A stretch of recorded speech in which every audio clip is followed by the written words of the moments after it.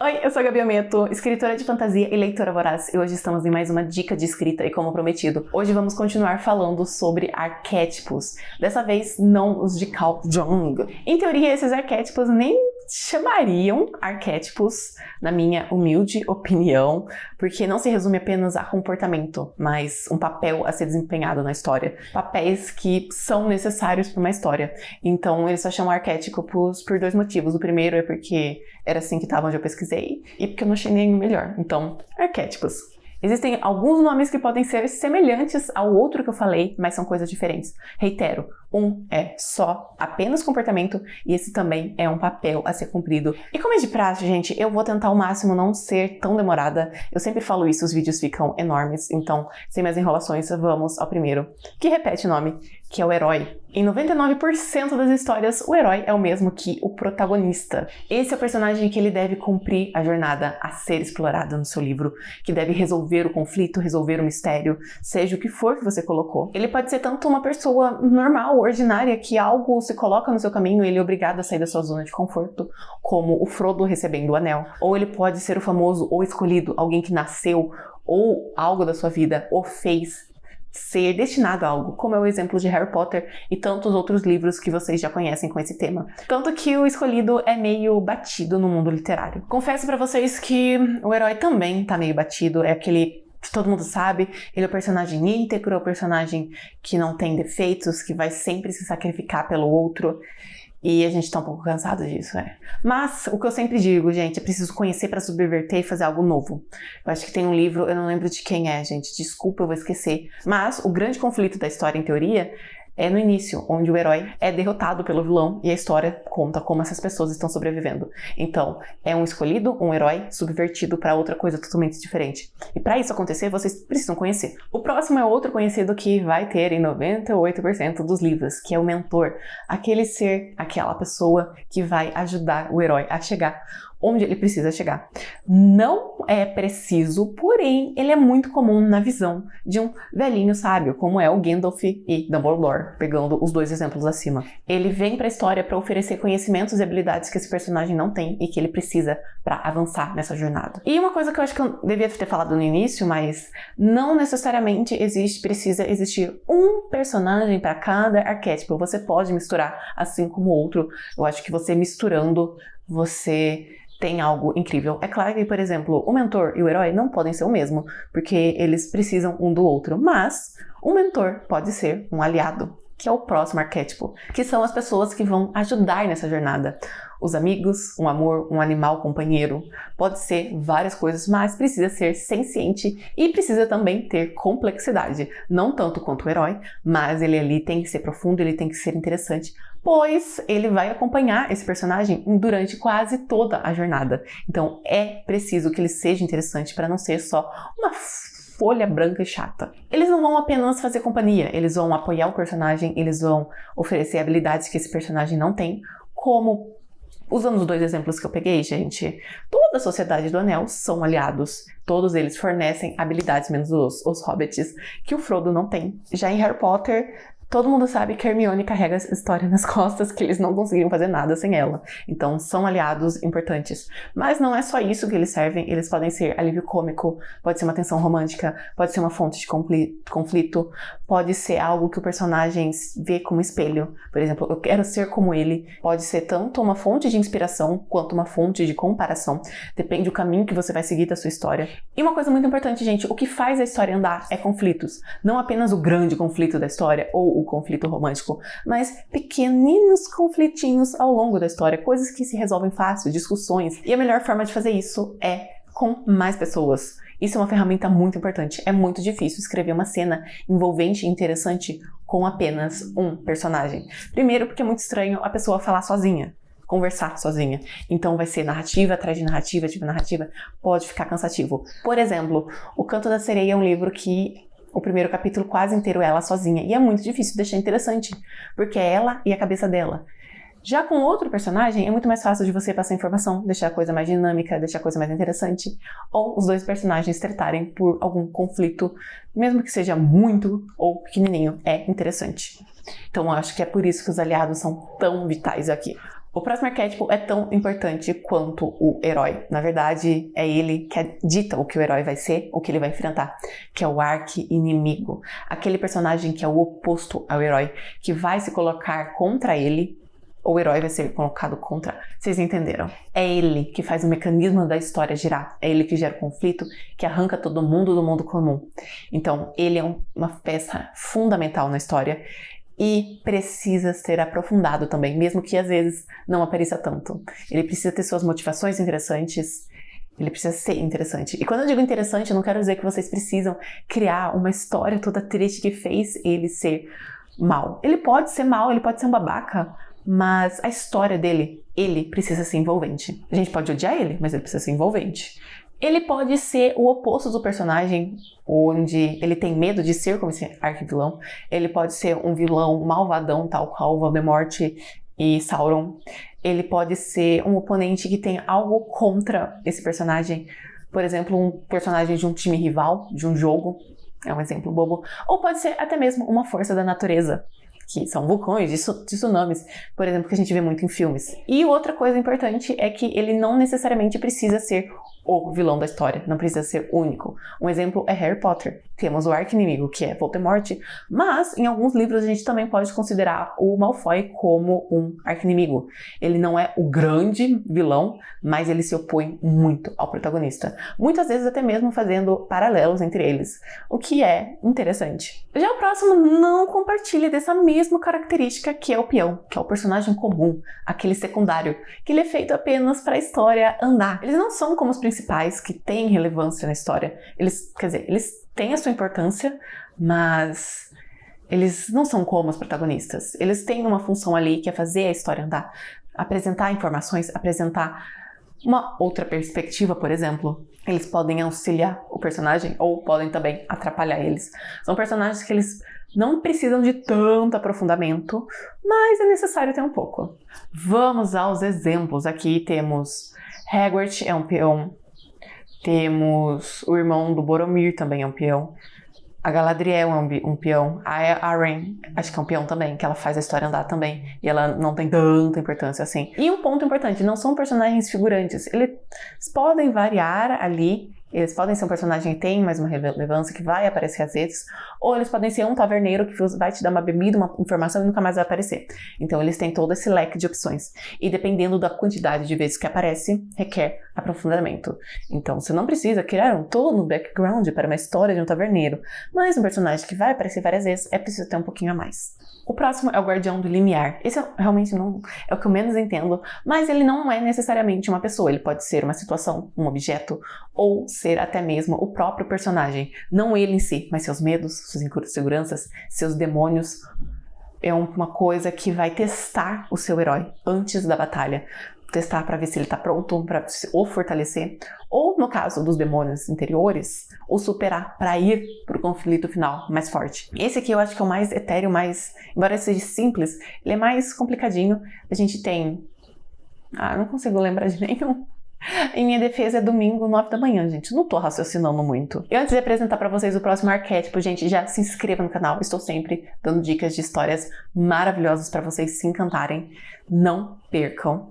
Então, já se inscreva. Se você já for inscrito, pega o link desse vídeo e compartilhe para todos os seus amigos, para eles virem aqui e ajudar a construir um personagem ainda mais incrível. E o próximo, gente, é o Xamã, que ele pode ser confundido com o mentor e pode ser até mesmo misturado com ele. Ele vai ter um conhecimento mais profundo e místico. Geralmente vai estar relacionado com ou magia, espiritualidade, religião.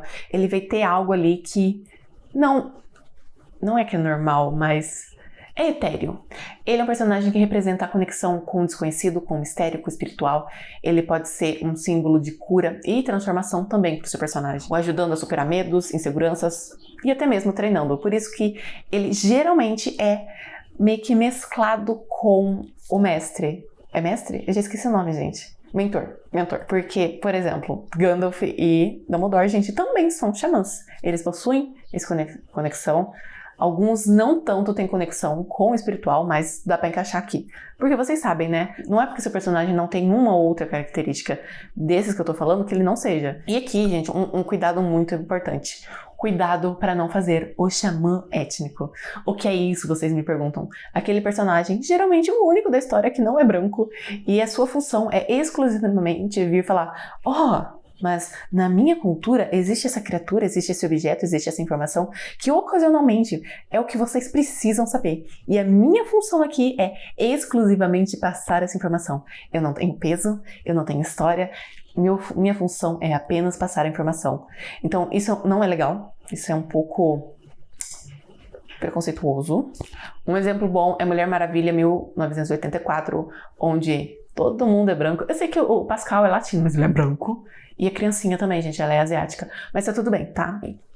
Chega ali um descendente maia com um livro velho e fala: isso aqui, da minha religião. Ele tem história? Não, ele só tá ali pra apresentar. Cuidado pra fazer isso. E um ponto importante, isso não significa que o seu xamã, ele tem que ser branco. Ele só não pode ser o único de etnia diferente. Vou dar um exemplo de Safira de Prata, que a grande xamã deles é uma mulher negra. E lésbica ainda. Só que ela não é única. É uma história super diversa, tanto de cor, quanto de gênero, quanto de sexualidade. Então, a xamã ali, ela não é a única. Ela é uma das pessoas. Então, ali, por exemplo, não é estranho, diferente de Mulher Maravilha, que você fala: olha o xamã étnico aqui. O próximo a ser apresentado pra vocês é o Tolo, um personagem que é ignorado e subestimado. E esse personagem, ele pode tanto continuar toda a história sendo um tolo, ou ele pode mudar.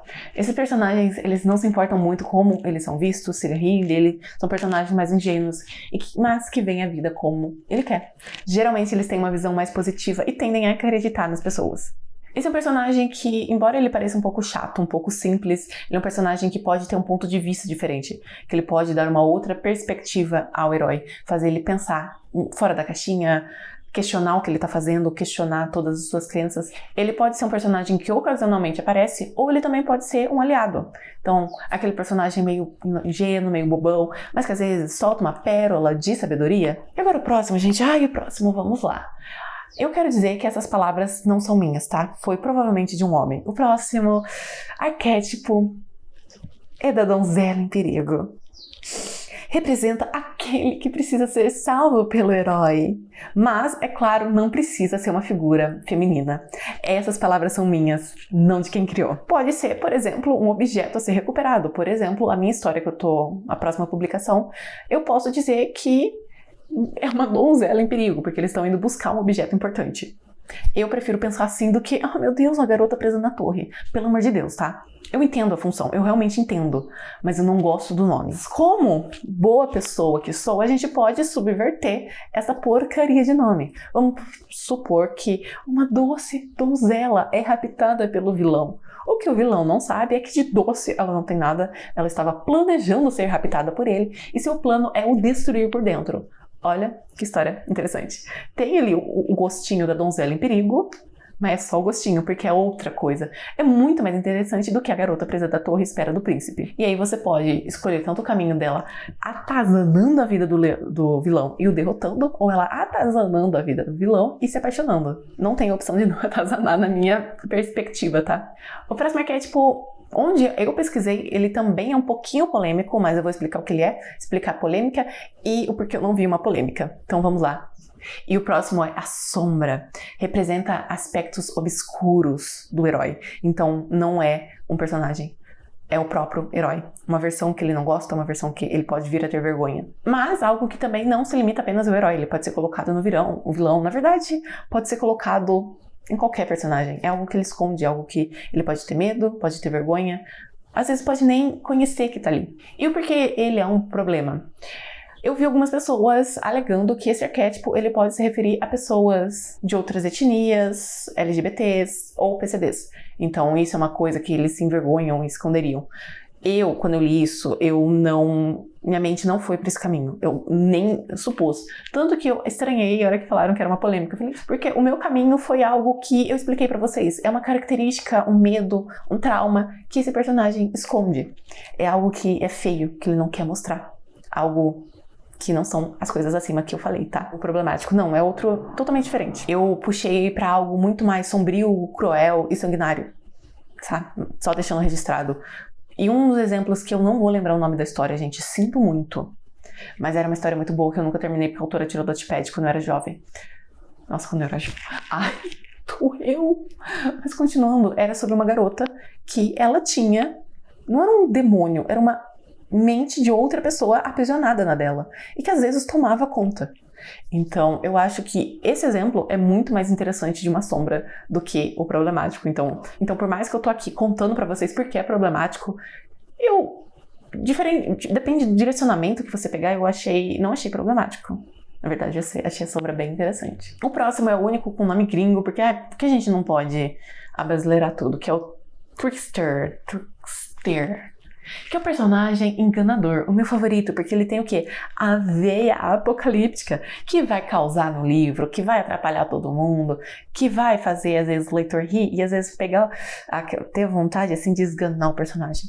Depende, você tem que balançar as merdas que ele faz. Ele é um personagem que quebra regras, que desafia autoridades, que não tá nem aí pra nada. Ele é irrepreensível, caótico, e a função dele, gente, é causar. Ele não é bom ou mal, ele pode só querer rir, querer aproveitar, querer ver a situação pegar fogo, ou ele pode estar pensando no bem próprio. Então, Trickster, geralmente, ele tem uma veinha meio... Esqueci a palavra, anti-herói. Aliás, eu tenho que fazer um vídeo sobre anti-herói pra vocês. Vocês querem? Deixa aqui nos comentários se vocês querem anti-herói, mais sobre vilão, sobre herói mais aprofundado. Deixa aqui que eu trago pra vocês ocasionalmente. Mas como eu disse antes, gente, você tem que dosar um pouco esse personagem, porque em demasia, ele pode frustrar o leitor, fazer a história ficar um pouco chata e repetitiva. Tipo, ai meu Deus. Mas um problema é por causa desse personagem. A história pode ter vários problemas causados por ele, mas não apenas ele. E um exemplo bom é Locke. Locke é um trickster. Ele joga a própria regra, ele não é necessariamente mal. Ele só faz as coisas que são boas pra ele. E, geralmente, é um enganador. E o trickster também pode ser isso, tá? Ele pode ser um enganador. E agora o último é o Metamorfo. Um nome que não tem nada a ver com o que eu vou seguir. Porque Metamorfo, você pensa o quê? Lobisomem.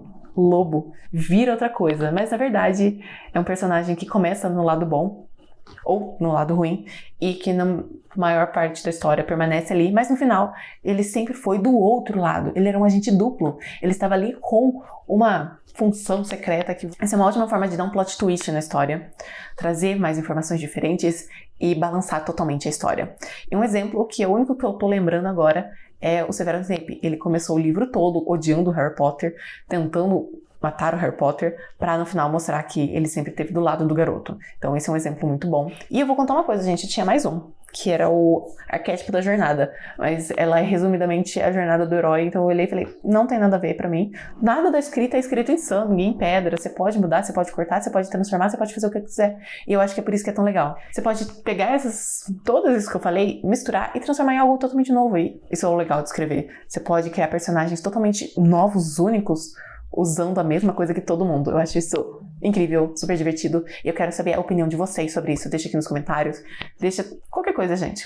Só engajem no vídeo. E também, gente, já deixa o gostei se vocês gostaram. Se vocês não gostaram, deixa o dislike também, aceito. Pra você não perder nenhum vídeo que eu vou lançar, se inscreva no canal. Se você já for inscrito, pega o link desse vídeo, compartilhe para todos os seus amigos. Vai me seguir nas minhas redes sociais, que eu estou sempre postando um pouquinho da minha vida, da minha escrita, do que eu tô lendo lá pra vocês. E vá conhecer meus livros, que estão todos aqui na descrição. Tanto pela compra de e-book, quanto pelo Kindle Unlimited. Eu acho que é isso. Até o próximo vídeo. Tchau!